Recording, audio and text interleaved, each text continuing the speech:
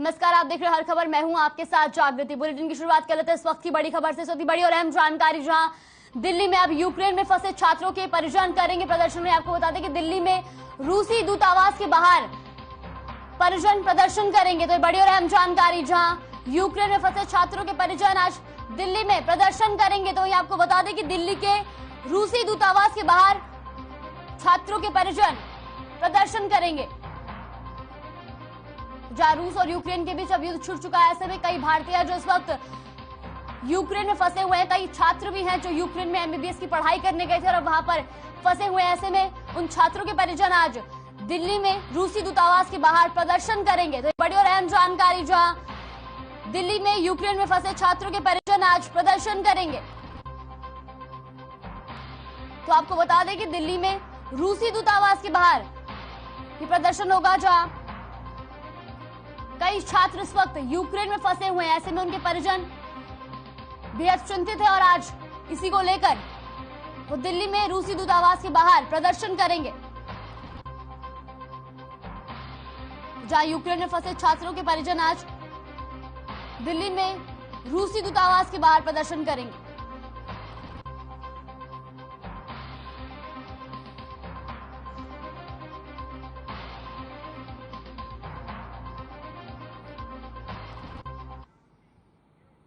रूस और यूक्रेन विवाद के बीच पीएम मोदी ने रूस के राष्ट्रपति से फोन पर बातचीत की। पीएम ने पुतिन से युद्ध को रोकने की अपील की। साथ ही भारतीयों की सुरक्षा पर भी पीएम ने चिंता जताई। तो वहीं विदेश मंत्री ने भी प्रेस कॉन्फ्रेंस कर बताया कि यूक्रेन में फंसे भारतीयों को पोलैंड के रास्ते बाहर निकाला जाएगा। साथ ही उन्होंने जानकारी दी कि दूतावास ने 24 घंटे हेल्पलाइन नंबर भी जारी किया है। तो जहां रूस और यूक्रेन के बीच विवाद में अब पीएम मोदी ने रूस के राष्ट्रपति पुतिन से फोन पर बातचीत की है।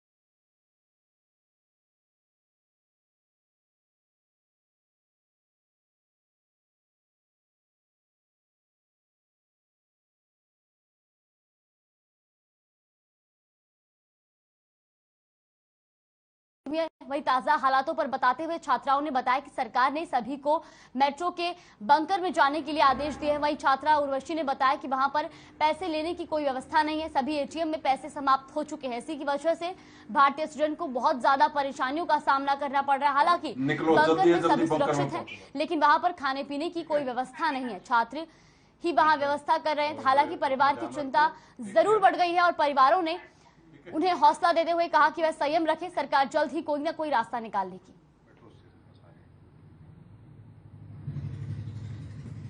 बंकर में पहुंच जाए अपना सेफ, और शायद मोर देन 24 आवर्स हम लोगों को ये हो सकता है कि मोर देन 24 आवर्स या फिर 48 आवर्स भी, जिस भी तरह से कंडीशन रहेगी, हमें वहां पे रहना पड़ जाएगा। तो अभी कुछ प्रोबेबली 24 आवर्स तक तो मान के चाहिए कि 24 आवर्स हमें रहना ही रहना है। इससे ज्यादा भी हो सकता है, इससे कम भी हो सकता है। वो डिपेंड करेगा सिचुएशन पे कि यहाँ पे कैसी सिचुएशन रहती है। तो चलो रिया बेटा, और क्या मतलब यहाँ सरकार को आप क्या कहना चाहते हो? आपको वहां पे क्या क्या परेशानियां हो रही हैं और आपके घर वालों को क्या परेशानियां हो रही हैं? अभी फिलहाल तो सरकार से सिर्फ इतना ही कहना चाहेंगे कि जैसे सरकार ने अफगानिस्तान में इवैक्यूएशन करा था, अपने इंडियन गवर्नमेंट ने इंडियन सिटीजन को निकालने के लिए इवैक्यूएशन करा था, तो ऐसी ही इवैक्यूएशन करी जानी चाहिए। इतने 18,000 स्टूडेंट्स हैं हमारे यहाँ पे, तो एटलीस्ट कुछ तो निकले हैं। यूक्रेन में वो 5th ईयर में है और अभी उसका 1.5 साल बचा हुआ है और बढ़िया पढ़ाई चली हुई थी, लेकिन एकदम से अचानक ये ऐसा वो हुआ, रूस ने वहां पे हमला कर दिया और खार्किव के अंदर रूस की सेनाएं भी घुस चुकी हैं। अब उन बच्चों को इंस्ट्रक्शन ये आई हैं कि आप मेट्रो स्टेशन पे चले जाइए। मेट्रो स्टेशन जो होता है बेसमेंट में होता है, बंकर की तरह होता है, क्योंकि रूस की सेनाओं ने कीव पे जो रिहायशी इलाके हैं उन पे भी हमला करना शुरू कर दिया है। तो खार्किव में भी ये डर है कि वहां रिहायशी इलाकों में हमला ना कर दें। तो उससे हमें भी पैनिक है और बच्चों को भी डर लग रहा है कि भाई अब कैसे करें ऐसे युद्ध की स्थिति में, क्योंकि बच्चों ने तो कभी देखा ही नहीं है, वो सारे अभी एज ही क्या है उन लोगों की। हम तो फिर भी बड़े हैं, लेकिन फिर भी हमारे लिए परेशानी है। अगर युद्ध की स्थिति होती है तो उसमें बहुत सोच समझ के संभल के रहना पड़ता है, और वहां पे अब उनको खाने पीने की भी परेशानी है। पैसे उन्होंने एटीएम से ये एक्सचेंज करवाए, डॉलर एक्सचेंज करवाए, उन्होंने वहां की करेंसी तो ले ली है, लेकिन अब सारे के सारे मॉल बंद हैं, वहां पे सब बाजार बंद हैं, कहीं से कुछ खाने या सामान नहीं खरीद सकते। खाने पीने का जो उन्होंने ले लिया, पानी या खाने पीने का सामान ले लिया, वो अब लेके मेट्रो स्टेशन पे चले गए हैं। मेट्रो स्टेशन पर सारे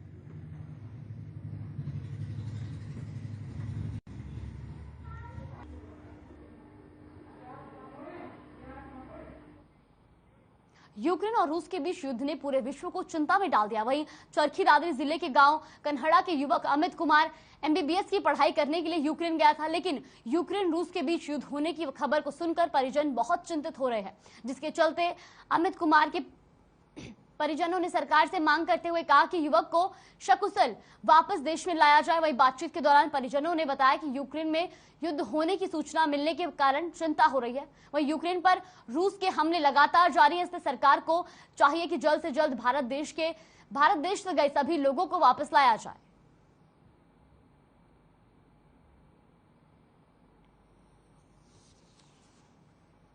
यूक्रेन में एमबीबीएस का कोर्स करने के लिए 4 साल पहले से वह पढ़ाई कर रहा है, और जब युद्ध का जिक्र सुना तो बहुत ज़्यादा दिमाग में टेंशन हो रही है। तो प्रशासन से गुहार है हमारी है कि किसी तरह से हमारे बच्चे को यूक्रेन से लाया जाए।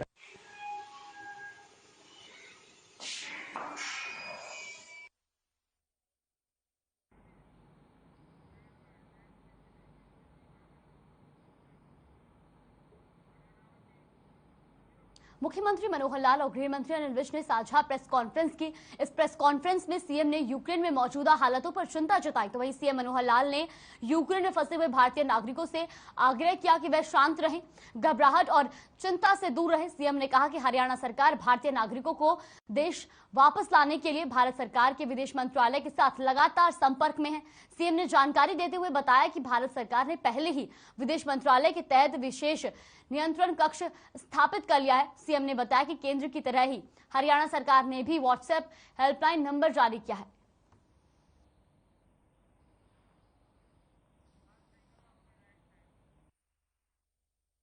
यूक्रेन में जो असमंजस बना हुआ है और वह एक अनिश्चितता की जो स्थिति बनी है, उससे सब देश के लोग, हरियाणा के लोग सभी चिंतित है। लगभग 18,000 लोग वहाँ अपने फंसे हुए हैं, और जिसमें लगभग 2,000 लोग हरियाणा से हैं। तो उसके लिए मेरी भी लगातार मिनिस्ट्री ऑफ एक्सटर्नल अफेयर्स में बातचीत चल रही है, तो वो अपने प्रबंध कर रहे हैं। पहला तो केंद्र ने ही, मिनिस्ट्री ऑफ एक्सटर्नल अफेयर्स ने एक स्पेशल कंट्रोल रूम बना लिया है, और उसमें 15 अधिकारी हैं जिनको वहाँ जिम्मे लगाया गया है, और वो लगातार नज़र रखे हुए हैं। और उन्होंने अपना कंट्रोल रूम का नंबर और ईमेल एड्रेस जारी किया है। Contact details of control room in Delhi are 9111, ये तो दिल्ली का कोड हो गया, 230121113, 230141004, 23017905, टोल फ्री नंबर, हाँ, 1800118797। इसी प्रकार से हमने यहाँ अपने चंडीगढ़ में भी हरियाणा के लोगों के लिए कंट्रोल रूम बनाया है। वो मुख्य रूप से आप लोग उसको जरूर लिख लें। उसका व्हाट्सएप नंबर है 92123, ये जरूर लिखें आप, 92123 14595। कोई भी जानकारी ऐसी होती है या किसी की कोई वहाँ से सहायता की रिक्वेस्ट आती है, तो हम इस पर फॉरवर्ड कर दें एक व्हाट्सएप के रूप में, 92123 14595। और इसी प्रकार से जो हमारा फॉरेन कोऑपरेशन डिपार्टमेंट है, उन्होंने अपनी ईमेल आईडी जो इसके लिए रखी है, वो उनकी रेगुलर जो ईमेल आईडी है वही है contact us@atfcd, contact us@fcd। लिखना है @gmail.com। जब तक एयरपोर्ट से व्यवस्था न बने तब तक उनको सुरक्षित अपने स्थानों पर वहाँ रहना चाहिए। तो ये अपील मैं जरूर करूंगा और बाकी हरियाणा के लोग, देश के लोगों से कहूंगा कि जो जिसकी मदद जिस भी प्रकार से हो सकती है वो सब उनको सांत्वना दें, उनको भरोसा दें। यही एक विषय इस समय करने का है। बाकी तो हमारी मिनिस्टर ऑफ एक्सटर्नल अफेयर्स वो सारा नजर रखे हुए उस हिसाब से बातचीत करेंगे।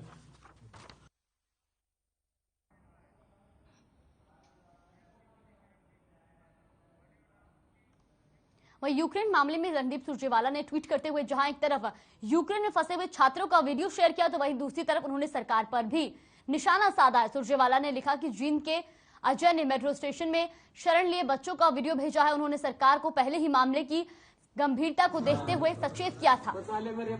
अगर समय रहते सरकार उनकी बात मान लेती तो यूक्रेन में फंसे लोगों को पहले ही वहां से निकाला जा सकता था।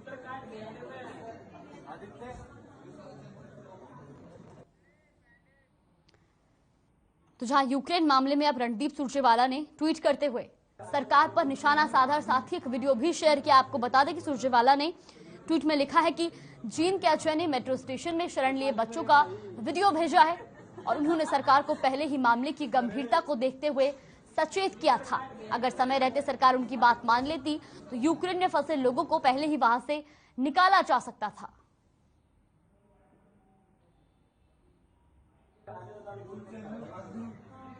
तो यूक्रेन मामले पर जहां रणदीप सुरजेवाला ने सरकार पर निशाना साधा है तो वहीं उन्होंने एक वीडियो भी शेयर किया है। ये वीडियो यूक्रेन मेट्रो स्टेशन का है जहां जींद के अजय ने ये वीडियो, बच्चों का ये वीडियो भेजा है। तो इन्होंने अपने ट्वीट में लिखते हुए कहा कि मेरे पत्र पर अगर कार्रवाई की जाती तो बच्चे आज देश में होते। मेरे भाई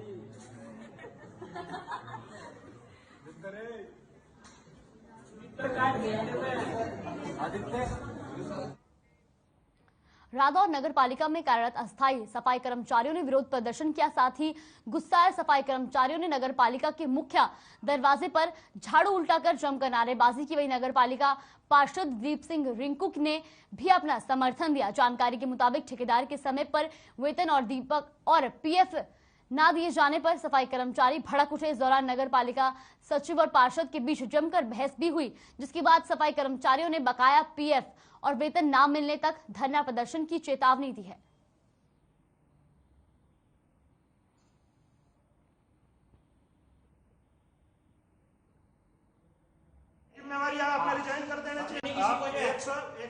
दो महीने सैलरी रोक के मिल रही, दो महीने की सैलरी नहीं मिलती, 3 महीने।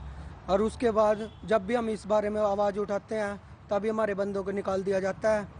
और जब भी फंड 1 साल से कोई फंड नहीं पाया गया जी हमारे खाते में, अकाउंट में। जबकि पहले 1500 रुपये फंड मिलता था, लेकिन अब 650 रुपये फंड 2 महीने का पाया गया। बस चाहते हैं जी हमारे जो 4 बंदे हटाए गए उन्हें लगाया जाए, हमारी सैलरी इतनी दी जाए कि हमें हमारे बाल बच्चे ठीक से उनका पाल पोषण ठीक करें।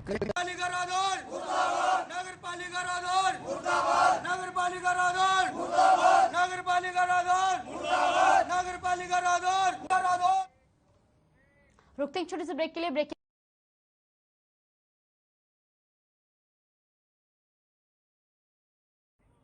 के बाद स्वागत है आपका। चलिए रुक कर रहे थे इस वक्त की बड़ी खबर की और इस वक्त की बड़ी और अहम जानकारी चंडीगढ़ से, जहां चंडीगढ़ में सुखविंदर मांडी ने प्रेस कॉन्फ्रेंस की है। तो ये आपको बता दें कि हरियाणा बीजेपी किसान मोर्चा के अध्यक्ष, तो वही चंद्रशेखर आजाद के बलिदान दिवस पर कार्यक्रम होगा, जहां 90 विधानसभा में ये कार्यक्रम होगा। तो वही 27 फरवरी को हरियाणा बोलेगा वंदे मातरम। तो बड़ी और अहम जानकारी चंडीगढ़ से, जहां सुखविंदर मांडी ने प्रेस कॉन्फ्रेंस की है। तो आपको बता दें कि हरियाणा बीजेपी किसान मोर्चा के अध्यक्ष हैं सुखविंदर मांडी। उन्होंने कहा कि 27 फरवरी को हरियाणा बोलेगा वंदे मातरम, जहां 90 विधानसभा में कार्यक्रम किया जाएगा। तो वही आपको बता दें कि चंद्रशेखर आजाद के बलिदान दिवस पर कार्यक्रम का आयोजन होगा, जहां 90 विधानसभा में कार्यक्रम किया जाएगा। तो वही 27 फरवरी को हरियाणा बोलेगा वंदे मातरम कार्यक्रम का आयोजन किया जाएगा। वहीं सभी 90 विधानसभाओं में कार्यक्रम किया जाएगा। तो बड़ी और अहम जानकारी चंडीगढ़ से।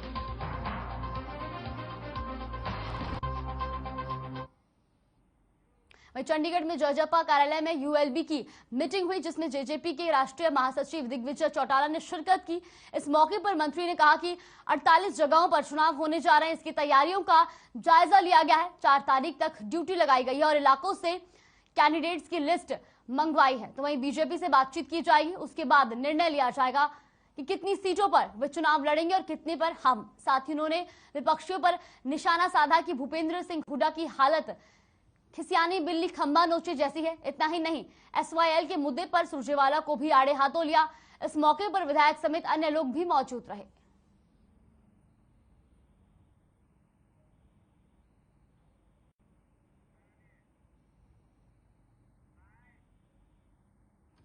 चुनाव होने हैं और मार्च के पहले हफ्ते जननायक जनता पार्टी के राष्ट्रीय अध्यक्ष डॉक्टर अजय सिंह चौटाला जी के नेतृत्व में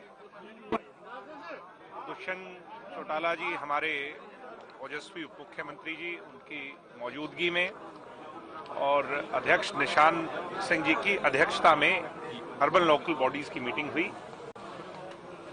उसमें मंत्रीगण, विधायकगण और पार्टी के सभी जिला के अध्यक्ष और इन यूएलबीज के प्रभारी को शामिल किया गया। उसमें जैसा आपको ज्ञात है, हमने पीछे यहां मीटिंग बुलाई थी। उसके बाद अध्यक्ष महोदय की मौजूदगी में आज सारी रिपोर्ट हमने पेश की है। 48 जगहों पर चुनाव है। पहले उसकी संख्या 54 थी, मगर 48 जगहों पर चुनाव होने जा रहे हैं। उसमें हमारी कैसी क्या तैयारियां कहां पर हैं, वो आगे हालात हमने अध्यक्ष महोदय के सामने रखे हैं। अध्यक्ष महोदय ने कार्यकर्ताओं की, प्रभारियों की ड्यूटीज 4 तारीख तक लगाई है और विस्तारित रिपोर्ट, डिटेल्ड रिपोर्ट 4 तारीख को मंगाई है कि कैंडिडेट्स के नाम के साथ कौन किस वार्ड में कितनी मजबूत, कितने कैंडिडेट्स हमारे पास हैं, वो सारी लिस्ट हमें सुपुर्द करनी है। अप्रैल में ये चुनाव होने हैं और मार्च के पहले हफ्ते में पूरी तरह तैयार होकर के 4 तारीख के पश्चात हमारे कार्यक्रमों की शुरुआत इन सभी शहरों में होने जा रही है। उसके लिए अगली मीटिंग 4 को रखी। 4 मार्च तक आपकी दूसरी बैठक होनी है, उसमें रिपोर्ट आएगी, लेकिन 48 जगह पे चुनाव हो रहा है। अप्रैल में ये चुनाव होने हैं और मार्च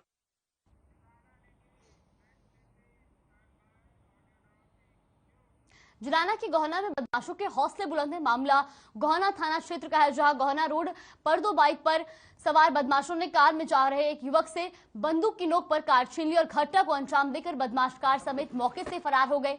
इसी दौरान कुछ राहगीरों ने बताया कि गाड़ी लजवाना माइनर में पलटी हुई है। वहीं एक बुजुर्ग ने बताया कि युवक माइनर के एक अच्छे रास्ते से गाड़ी ले जा रहा थे, तभी कार का बैलेंस बिगड़ गया और गाड़ी माइनर में पलट गई। वही बदमाश गाड़ी को छोड़कर भाग गए।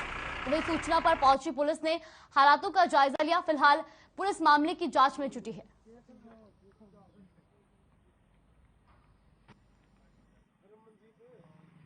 साथ जीवन जुलाना तेरे को थोड़ा गांव में जाने खातिर जान लग रहा था। जुलाना और लजवाना के बीच में पेट्रोल पंप से पहले रोड जावे चौराया है। उस चौराहे तक एक किला का जाते ही 2 जने आगे मोटरसाइकिल लड़ा गए, CD डिलक्स मोटरसाइकिल दी, दोनों जने आगे आ गए और खड़े हो गए। मोटरसाइकिल भी उड़ा दी और खुद भी खड़े हो गए। उसके बाद उन्होंने मेरे वो रुकवा लिया, मैंने रोक दी। बोला भाई रोक दे गाड़ी। मैं हाँ जी बोलो भाई। बोला थोड़ा और शीशा नीचे कर। मैं कर दिया। मैं बता भाई क्या बात है। बोला परली सीट पर बैठ जा। मैं कहा क्या बात है। बोला बैठा है। इतनी देर में पिस्टल काट कर दिखा दिया मेरे। बोला बैठा है। मैं बैठूँ भाई। तो मैं परली सीट पर बैठने लग गया और तो बैठते ही मैं खिड़की बनवा सीधा बटन बात गया और मैं कूद कर भाज गया। और तो एक जना गाड़ी ने ले गया और एक जना मोटरसाइकिल ने ले गया। वहीं झज्जर में भीषण सड़क हादसा हो गया। मामला जिले के बहादुरगढ़ मार्ग के कबलाना गांव का है, जहां पर ट्रक और प्राइवेट बस की जोरदार टक्कर हो गई, जिसके चलते बस में बैठे सवारियों को काफी चोटें आई। सूचना पर पहुंची पुलिस ने घायलों को जिला अस्पताल में भर्ती कराया। वहीं पुलिस की माने तो 20 से 22 बस यात्री गंभीर रूप से घायल हो गए। फिलहाल पुलिस मामले की कार्रवाई में जुटी गई है।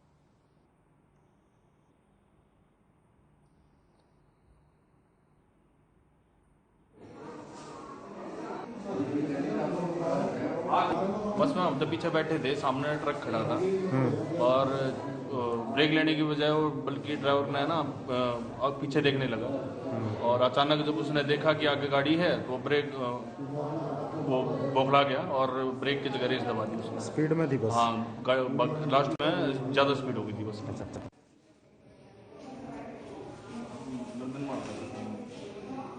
झटका लग गया था।